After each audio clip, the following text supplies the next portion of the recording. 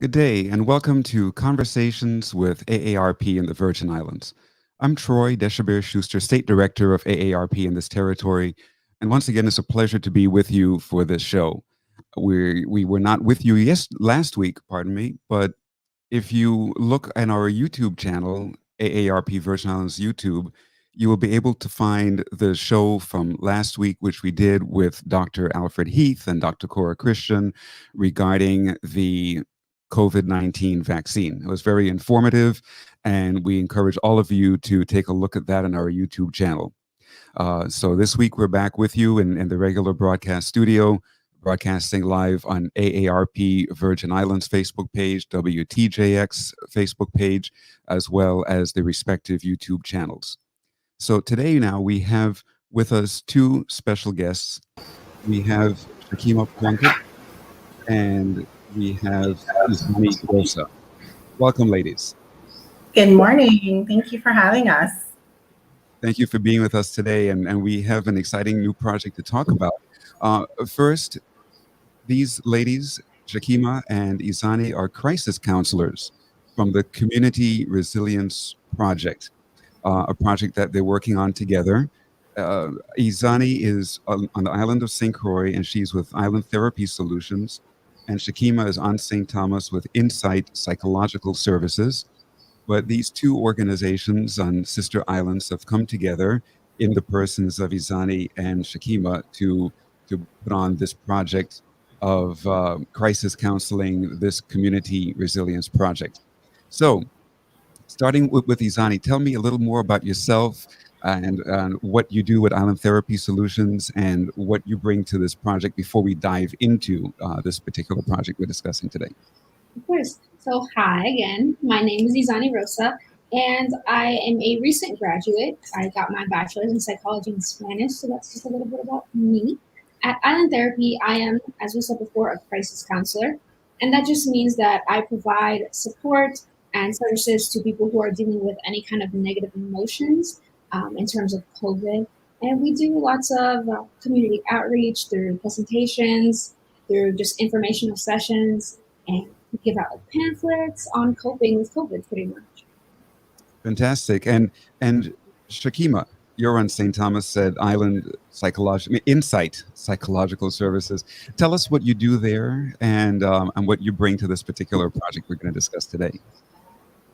Alrighty, good morning again, everyone. My name is Shakima Plunkett, and I am a crisis counselor with the Community Resiliency Project. And pretty much echoing what Izani said, I provide outreach support, education to the members of our community who are, experiencing sadness, who've been going through anxiety and, just having a little tough time dealing with the effects of COVID. So we do provide support for those individuals and tips and tricks on how they can cope and be resilient and deal with the everyday challenges that they face.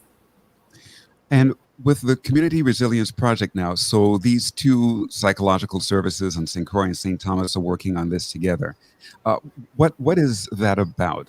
What is the hopeful outcome of this Community Resilience Project? So the hope is that we're able to reach as many people as we possibly can within the community, and be able to provide these free services to those individuals. As we look through the news and watch the various states go through it, not only healthcare professionals, but, the individuals within the world, we've been trying to cope and, live with the change that COVID has presented us with. And with that comes many challenges, on an emotional level, a mental level, physically, just not being able to get the aid and assistance that you need. And people are going through it out there. So with this program, we're offering support and it's free. A lot of people think about therapy and they, kind of shy away from it because of the cost that's associated with getting help and getting assistance. But, with this free service, we have professional, educated men and women who are going out into our community from our very own community, who's able to provide these free services to those individuals. And Izani, is this project related only or dealing only with issues of COVID-19, Or are we looking also at issues regarding hurricane recovery, which was still going through from Irma and Maria? Does it also look at all of the violence and the trauma that the violence in the community brings upon people? What is the scope of this project exactly? Yeah, so we tend to focus on COVID-19 because that is the current crisis that we're going through. But anything that people really need to talk about, they can come to us for because we are so well versed in just coping in general and building resiliency that if, they went through some sort of trauma relating to gun violence, they're more than welcome to come talk to us because we're here. We're a listening ear. That's what we're here for.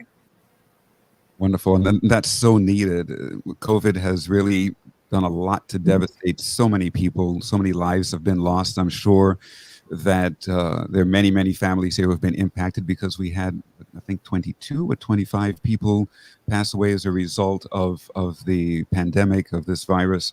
So in a community like ours, where we have large families, that affects a lot of people. And as well as financially, on St. Thomas in particular, we see that tourism has been severely impacted, and St. Thomas relies heavily on that. So I'm sure that the financial stress of dealing with the pandemic has really been a burden on people. And have you been getting any kind of feedback regarding that, Shakima, over there in St. Thomas, regarding the financial impact of the Right.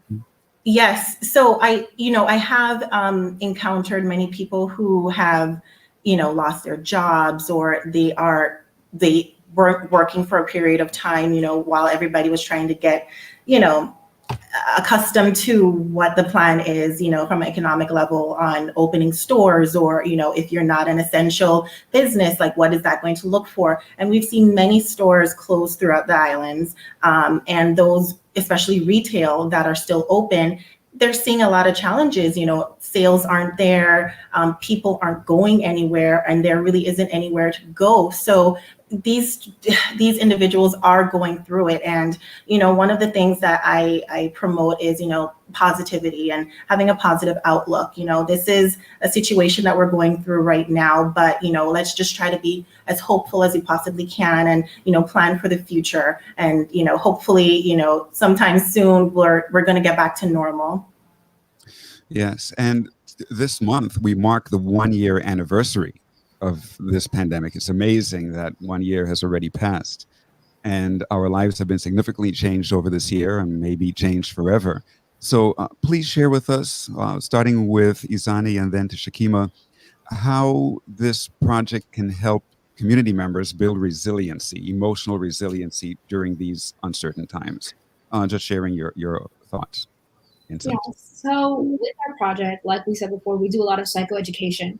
So we have gone into schools, businesses, different organizations, and presented on how to build resiliency because people don't realize that you can actually build that up throughout the day. You can do that on a daily basis. It's not something that you're necessarily always born with.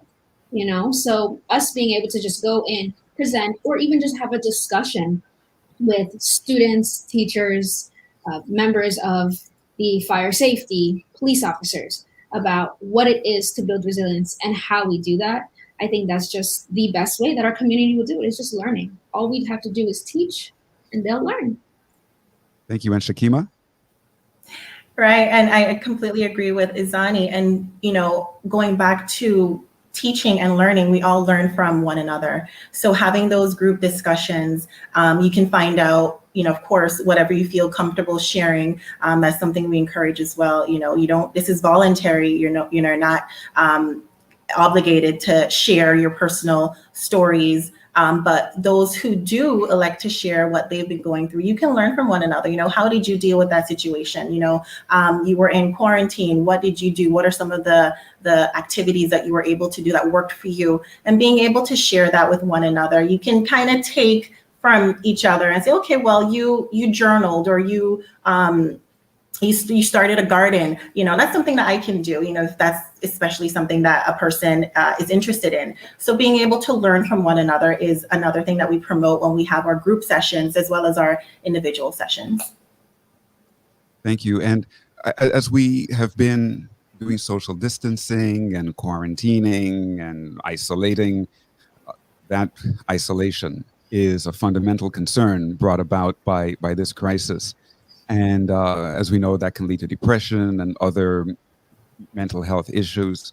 So, what are some of the prevailing signs of a person experiencing changes, emotional changes from isolation? What should people be aware of? Izani? Yeah.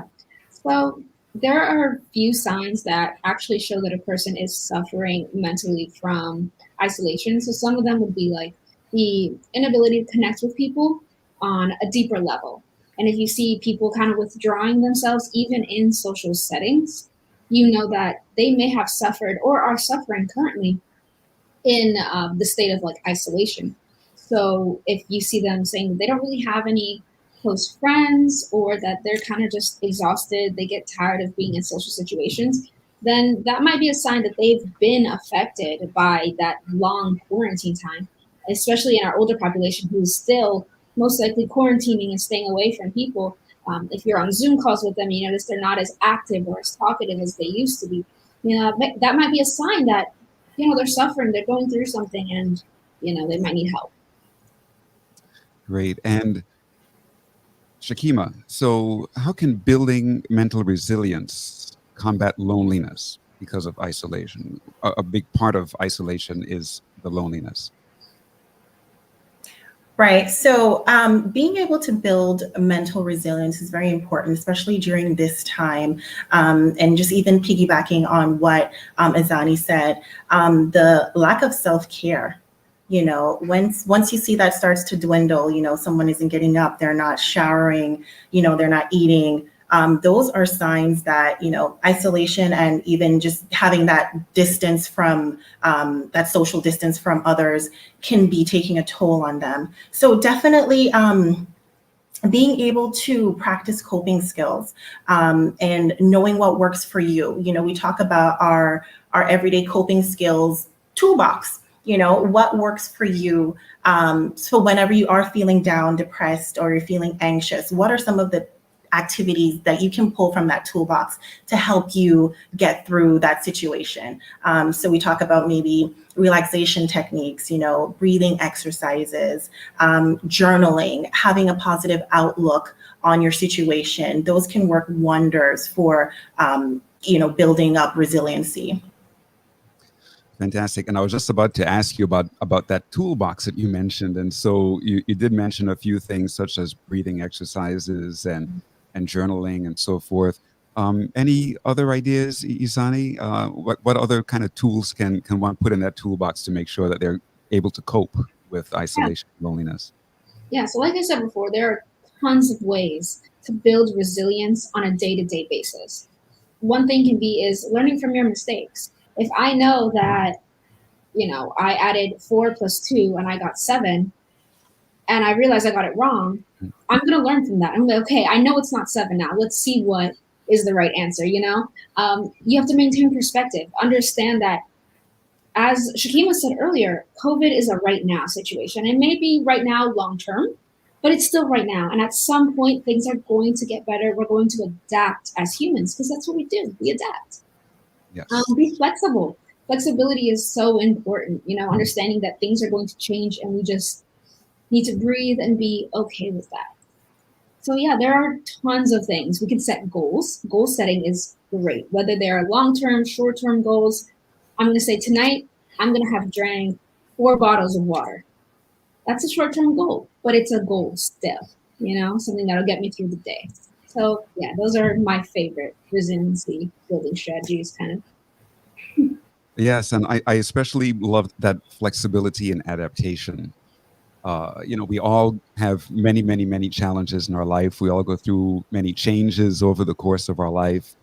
And it's so important to be able to flex and to adapt to our surroundings and what's happening within our homes, within our families, within our jobs, etc.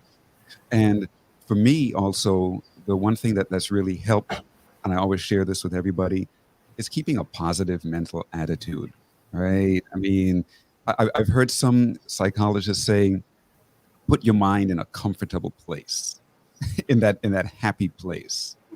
where you feel comfortable emotionally based on what you're thinking, your meditations, etc. Yeah. And not to curse a situation, because we tend to get down on situations, right? We get down on the situation itself, we get down on ourselves in the midst of the situation, but to maintain that positive mental attitude, to look at the challenge that we're facing, to say, what can we learn from that challenge? How do we become a better person as a result, a stronger person as a result of that challenge? And what is the silver lining in the cloud? So I think that all of those are also tools that I humbly offer. I'm not a counselor, certainly not a psychologist, You're but completely right. pardon? I said you're completely right. Thank you. And so, but the positive mental attitude has really, really carried me a long way. And I'll share something. I mean, it's all over the radio stations. I did a public service ad talking about being a cancer survivor, right? I survived stage 4 cancer. I'm a living miracle. I, under normal circumstances, I would not be here today after 6 months of chemotherapy, even.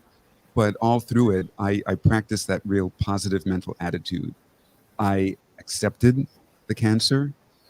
I thanked God for allowing me to develop cancer, because I knew that I would emerge a stronger person, right? I didn't curse the chemotherapy, even though it made me so terribly sick. I welcomed the chemotherapy each time I went. I looked at the IV bags hanging and just welcomed the chemo drugs into my body and said, I know that you're going to bring healing. I know that you medications are going to do what you need to do. And but by keeping positive like that, I came out of it. I emerged. I'm 9 years cancer free, in perfect health right now, amazingly. But if I had gotten down about the cancer and all depressed and all worried and all fearful and all upset because the chemo medications were making me feel so terrible, it may have been a very different outcome. I may not be here today.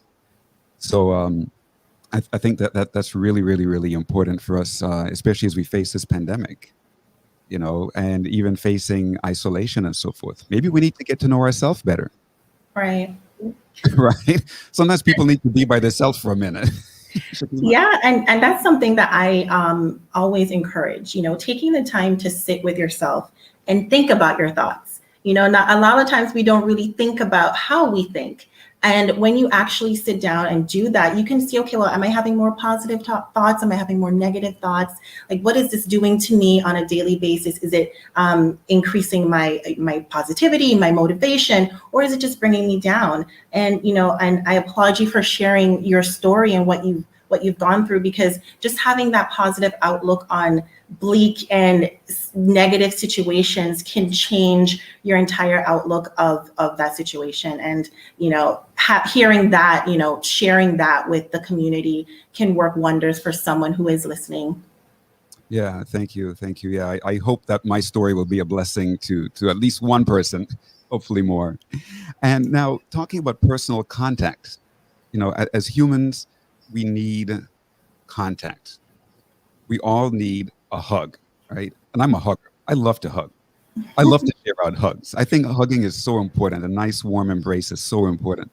And now during this time of social isolation, social distancing, pandemic, we're not hugging, we're not touching. There's little personal contact. So, do you have any ideas as to how do we replace that need for physical contact at this time? I think that probably the best way to replace the physical is verbal.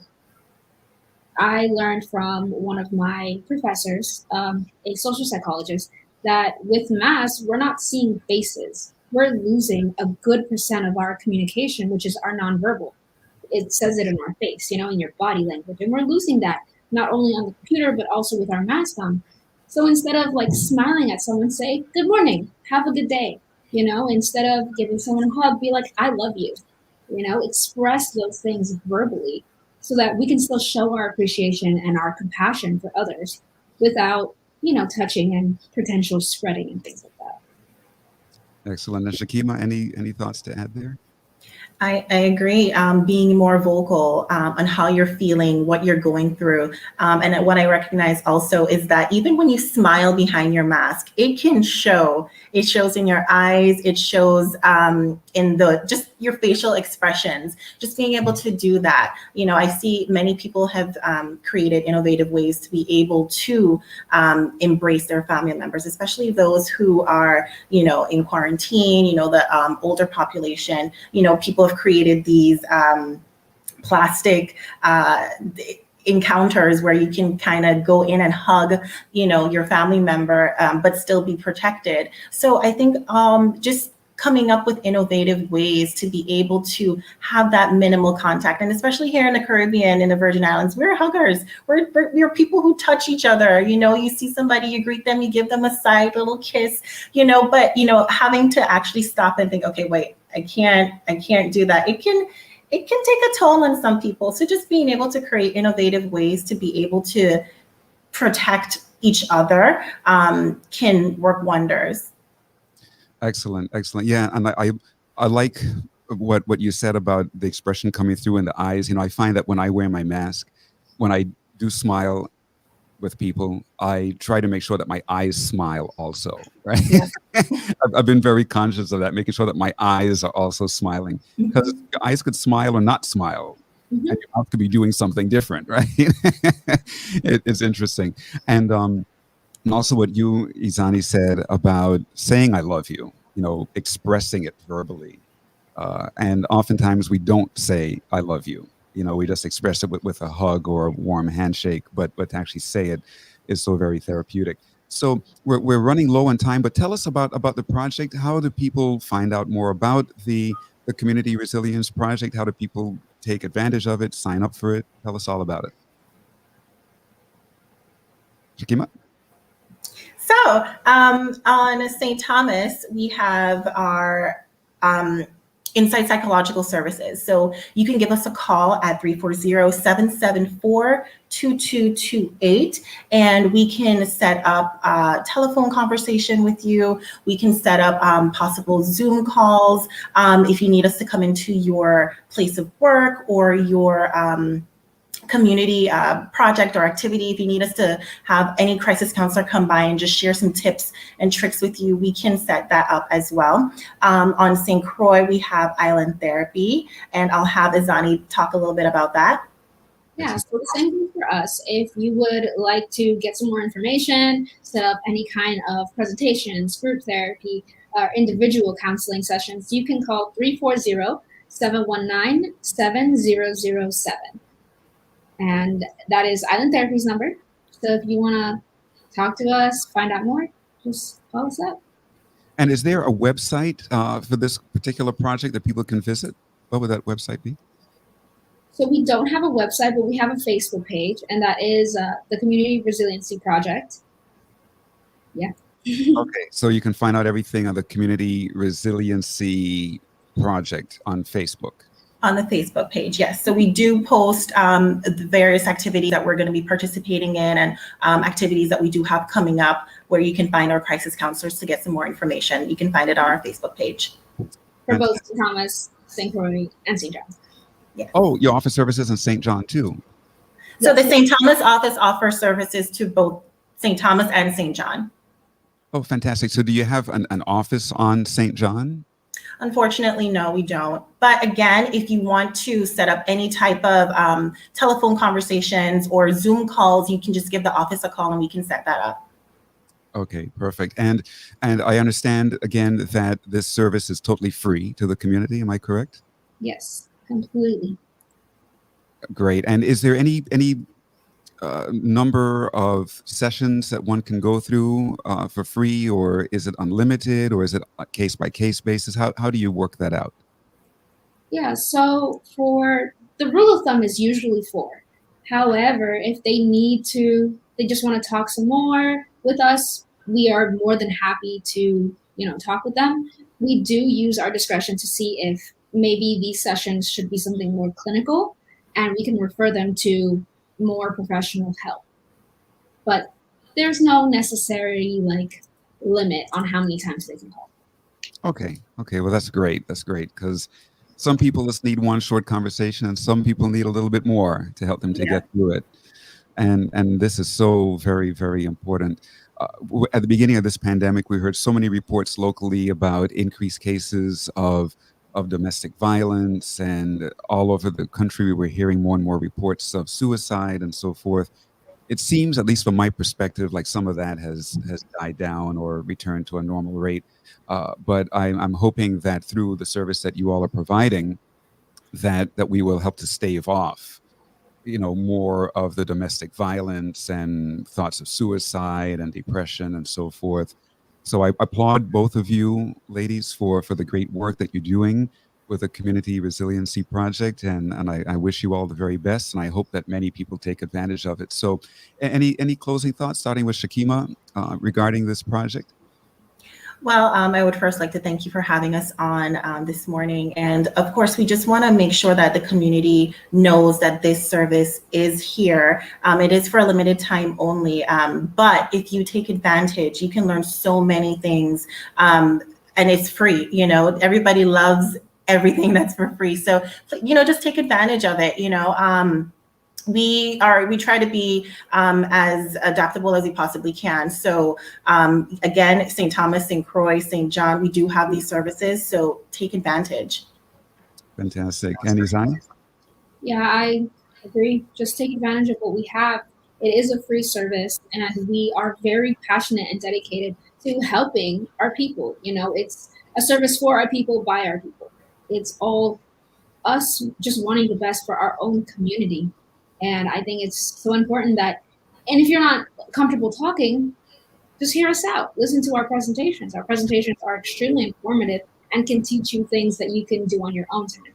Because, we do have that slight stigma about mental health. So if you're not ready yet, let us show you what you can do to help yourself until you're ready to come to us. That's an excellent point, and I was going to bring that up, that so many people are hesitant to go to psychologists or therapists or counselors. They right away they say, I'm not crazy. Well, who is crazy? What is crazy, right? I hate that word crazy. Some may be a little more balanced, some may be a little more imbalanced, but we all have issues in our life that we need to deal with. And psychologists, therapists, counselors help us to come back to the center, come back to focus. I would say that crazy is a derogatory term for those who need help. Exactly. It's terribly derogatory. I really dislike that word. So we need to move away from that stigma. And the good thing about this project is that, it's all in confidence and privacy. We do respect those. So, you could feel free and feel safe speaking to us. And people can call anonymously. They don't have to give us any sort of information, just how they're feeling. Great. Well, we're fresh out of time, but for the listening audience, please do check out the Community Resiliency Project on Facebook to learn more about these services, and please take advantage of them so you can live a healthier, happy life as we continue to face the pandemic of COVID-19. Izani and Shakima, thank you so much for being with us today. Thank you for having us. Pleasure.